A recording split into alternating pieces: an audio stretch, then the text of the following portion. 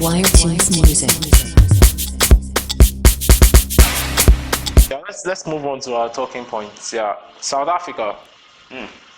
Shout Africa. Dumb Africa.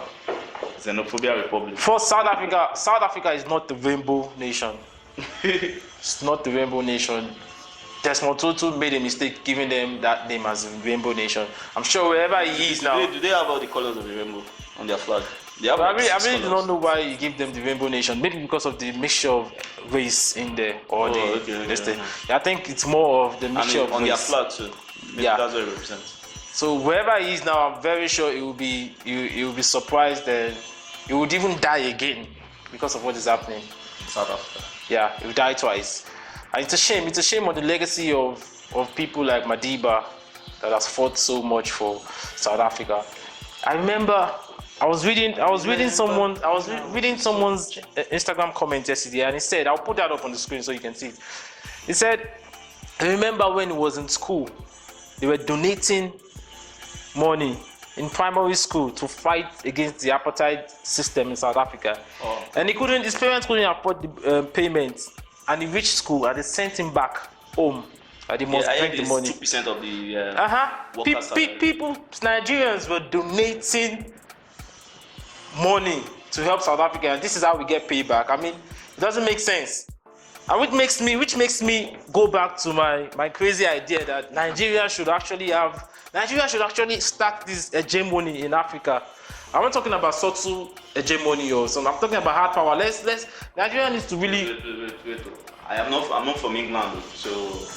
You're not from England, so what? What is hegemony?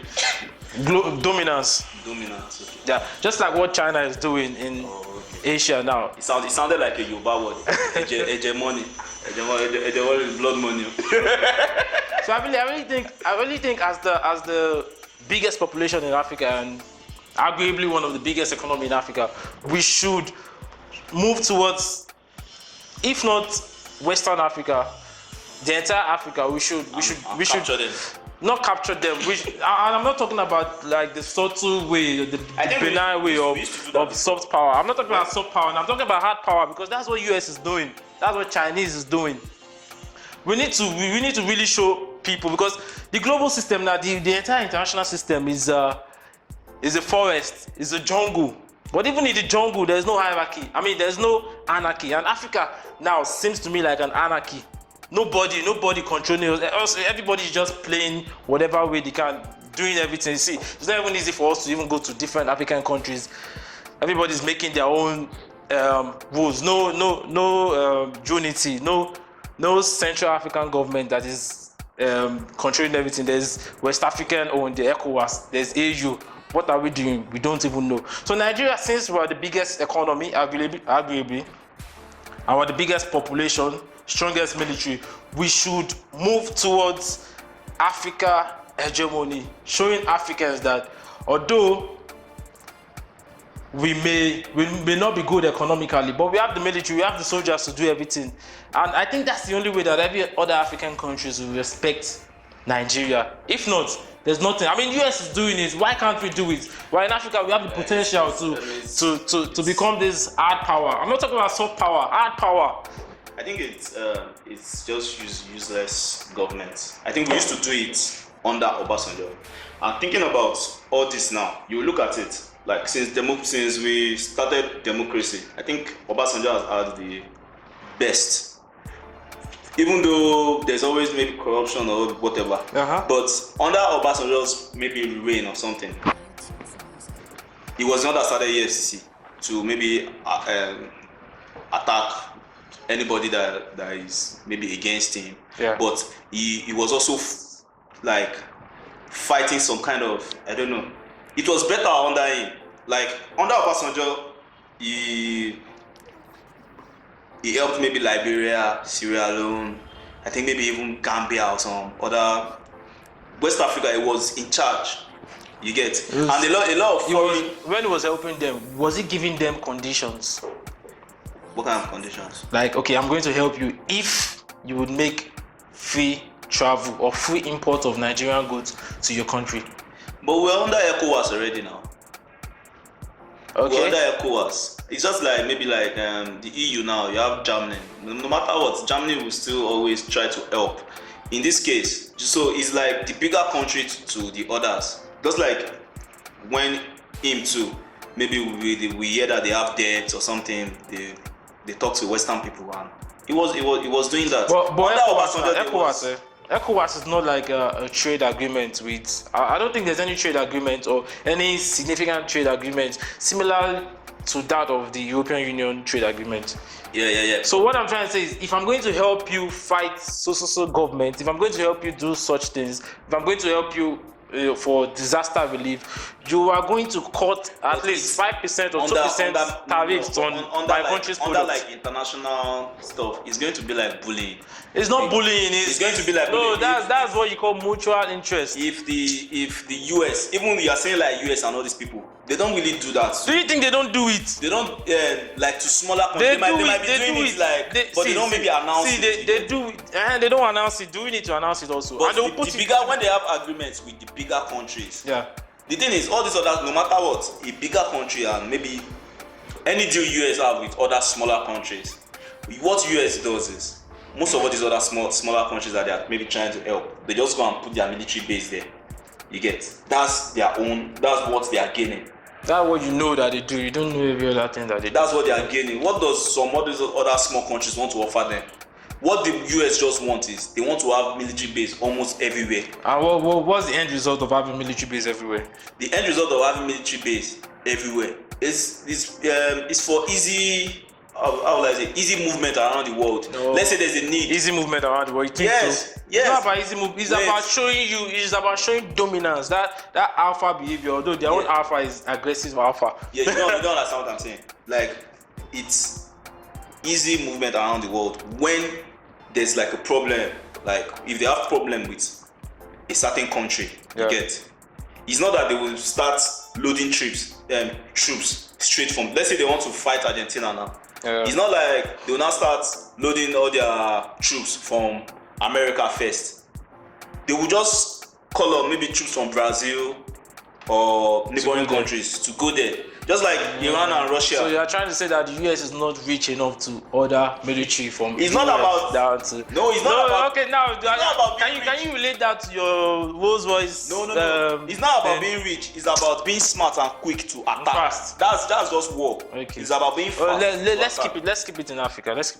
So like that one, you know, Africa, we are not like Nigeria wasn't looking for maybe we are not people of war or something. It's just there to help. It's not that during the Liberia time, they went there to help. It's not that smaller country. We don't have leaders that are thinking towards that direction. We don't have leaders that are realist in their approach to international relations.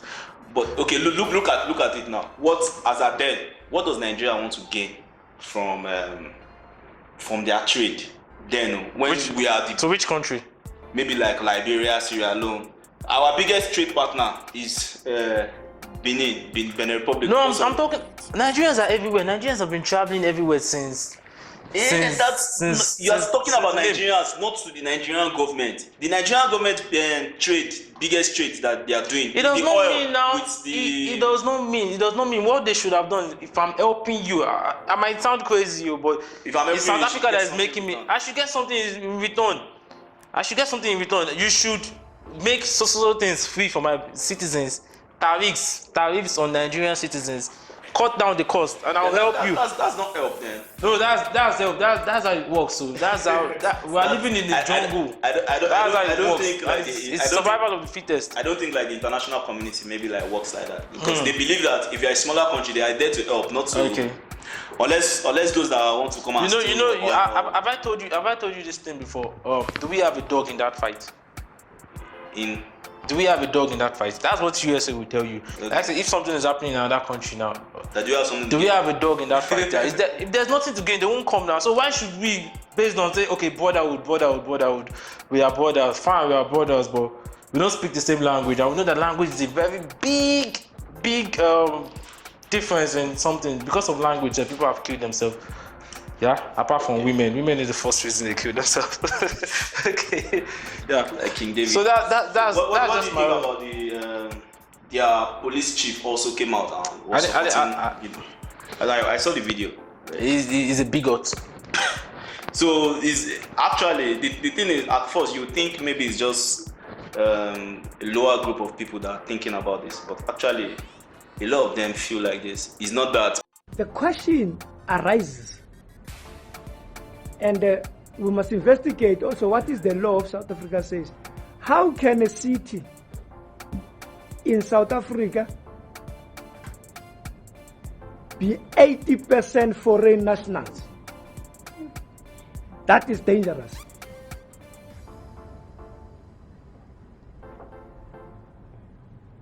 That in Hillbrow and the surrounding areas, South Africans have surrendered their own city to the foreign nationals.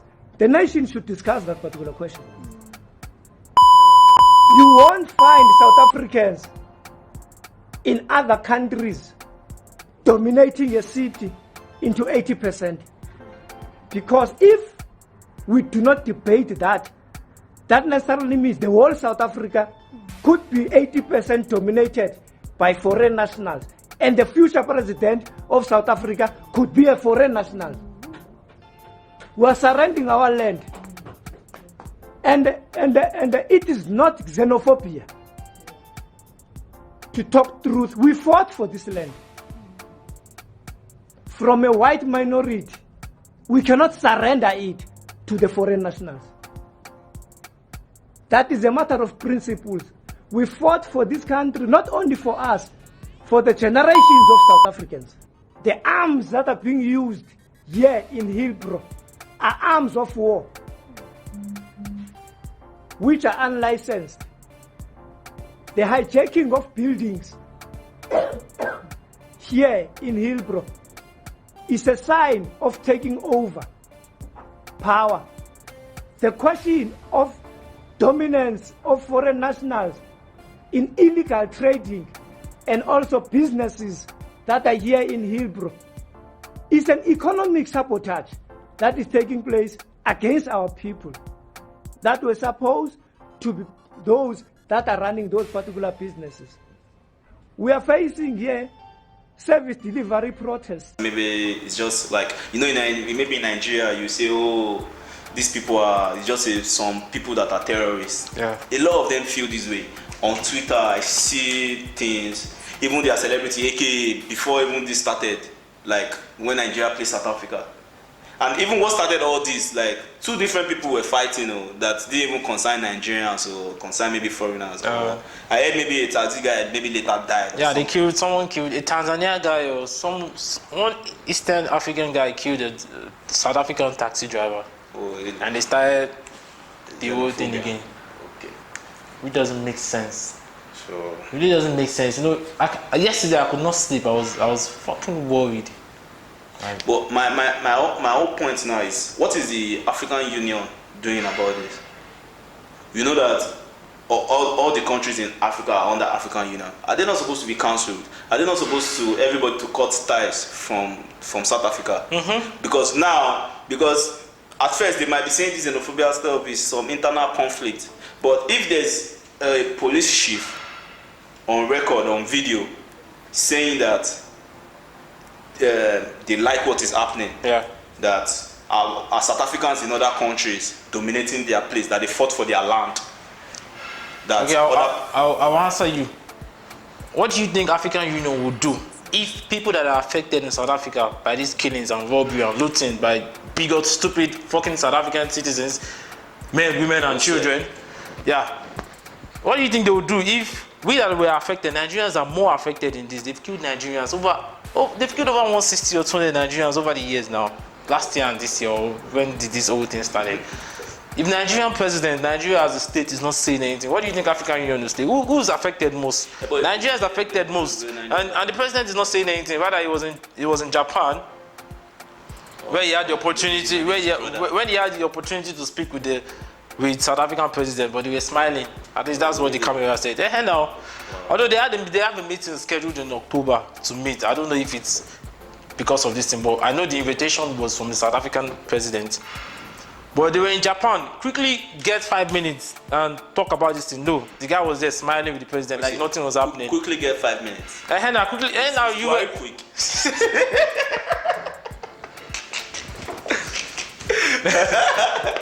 Buhari is not quick. You know, I beg you, in Nigeria now, you know, nobody has freedom of speech. If you say something like that, they come and carry you. Yeah, you see, that's the thing. That's the thing. So if our president don't say anything about it, what would the EU say? It doesn't matter. What if the president decides to become a dictator and start killing everybody, even though he has started gradually and he starts killing everybody? Is it not the job for the African Union, since we are part of the Union, the external, to try and do something? So this is what is happening in South Africa. It's not just Nigerians now. Yeah, it's not just Nigerians. Everybody. So if there is proof that something is happening to some people, they should try to stop this, cut their tariffs, and give them sanctions. See, the simplest thing is travel ban. Announce that Nigeria should not travel to South Africa again. Simple. That's the first thing that they should do. That's the first thing. South Africa is dangerous now. In fact, South Africa is the most dangerous country for Nigerians, for Africa, for every other African country. South Africa is the most dangerous country now for every other African country. Do you know what? Do you know what will stop this xenophobia? What? I have this theory that, okay, now what are they angry about? They're angry that black foreigners are coming to take their jobs. That they fought, according to the police chief, that they fought for their own land. Meanwhile, I think they fought. It was only freedom that Mandela fought for them. The white people are still the owners of the land. Even though when Ramaphosa entered, they were trying to say they will collect the land back or whatever. It became a big story in America. Donald Trump, Fox News, and all these Western people like, they want to start lynching white people in South Africa. You get that didn't sound well. They are still planning on how to maybe take the land and maybe give them some money. I don't know what they are planning on that. Yeah. You get. But so according to Trevor made a speech, if 8%, these white people in South Africa are the one controlling 80-something% of the wealth in South Africa, about 8% or maybe 10%, are the ones controlling the 80-something% of the wealth in South Africa. The way to solve this, and there's xenophobia now. What are the white South Africans saying? Sorry. It's not my business, no problem. Yeah? So, what do? In gangster movies, they say, follow the money. The best thing, the only way to solve this problem is if AU and all other African countries and maybe try to also persuade the Western world, all South African allies, to give sanctions to South Africa. If the money and economy is getting affected, everything is going to be straightened out. Yeah, sanction is the best thing. It's the best thing to do. But I still think that Nigeria should move towards creating a hegemony in Africa. You want Nigeria to start bullying people in Africa? Yes. Not bullying, subtle bullying. That's say political, not military. I don't support bullying. No, me I support it because I support it really. Nigeria have suffered stereotype from every other country. Imagine from every other country in the whole world, everywhere Nigeria is, there's people are stereotyping Nigeria, abusing Nigeria. So why shouldn't we? I mean, we deserve it. It's our inheritance. Let's take it. Yeah. Okay. And what do you think about our celebrities that are? What do you think about our celebrities that are silent? I think those ones silent celebrities. Silent.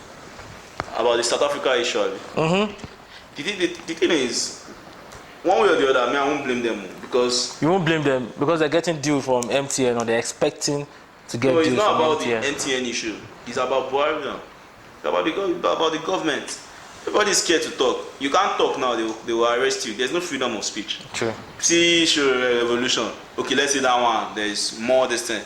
There are lesser things that are happening now.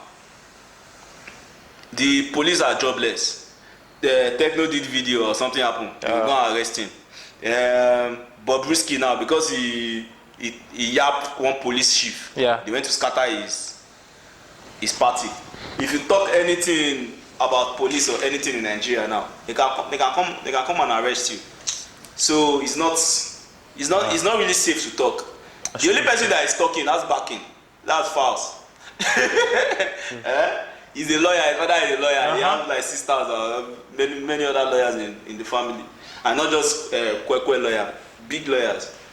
Yeah. So okay. It's different. But still, that still doesn't mean that they should not even maybe try and make some statements, and a lot of them have not really spoken about it. Let's end this South African talk, please. Shame on South Africa. No charge, no.